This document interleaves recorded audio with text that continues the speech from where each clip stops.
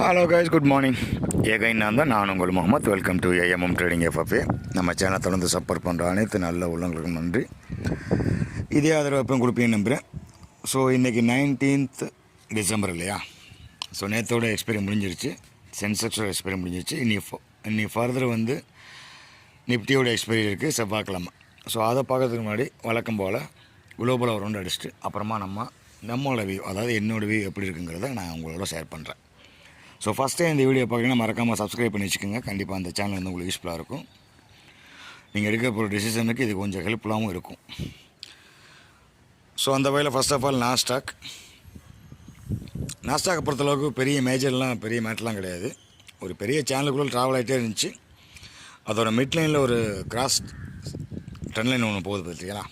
அந்த 24,850 to 25,000 இந்த ரேஞ்சுக்குள்ளே தான் வந்து ஓடும் அப்படிங்கிறது நேற்று பதிவு பண்ணியிருந்தோம். ஸோ அந்த ரேஞ்சுக்குள்ளே தான் ஓடிக்கிட்டு இருக்குது. இப்போயும் என்ன ஒரு பியூட்டினா இது 4 hours கேண்டில். ஸோ ஃபுல்லாக இறக்கிட்டு ரீடெஸ்ட் எடுத்துகிட்டு நல்லா ஒரு கன்சல்டேஷன் ஆகிட்டு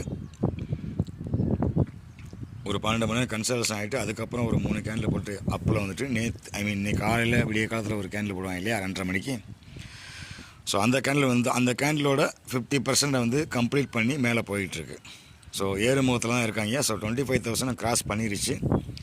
ஸோ ஃபர்தர் அப்சைடு போகிறதுக்கு பாசிபிலிட்டிஸ் அதிகமாக தான் தெரியுது. இது எல்லாமே என்னோடய வியூ தான். ஸோ குளோபலை பொறுத்தளவுக்கு நோ மோர் இஷ்யூஸ், பாசிட்டிவ் ட்ரெண்டுக்கு திரும்புகிற மாதிரி தான் எனக்கு தெரியுது. டவ் ஜோன்ஸ் கொஞ்சம் ஸ்ட்ரகிளில் இருக்குது. ஏன்னா ஒரு ட்ரெண்ட் லைனில் வந்து கரெக்டாக கிராஸ் செக்ஷன் அடித்து இறக்கிட்டே இருக்காங்க இல்லையா? கீழே வந்து சப்போர்ட்டில் ஒன்று எடுத்துருக்காங்க, டபுள் பார்ட்ட மாதிரி தான் தெரியுது. இந்த 47,700 தான் லாஸ்ட்டு.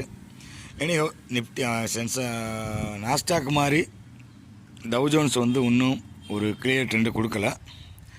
ஸோ அவன் வந்து இன்னும் வந்து ஒரு கன்சால்டேஷன் ரேஞ்சு தான் இருக்கான். இது டவுன் சைடுன்னு சொல்ல முடியாது. ஆல்மோஸ்ட் அந்த சேனலோட பாடத்து பக்கத்தில் நிற்கிது.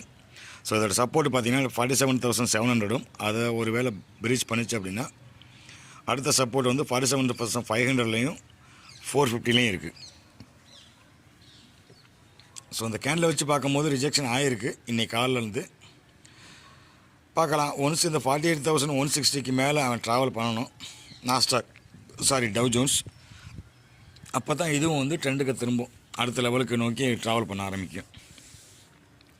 ஸோ அந்த வகையில் வந்து நாஸ்டாக் ஒரு பாசிட்டிவ் பயாஸில் போகிற மாதிரி ஃபீல் ஆகுது.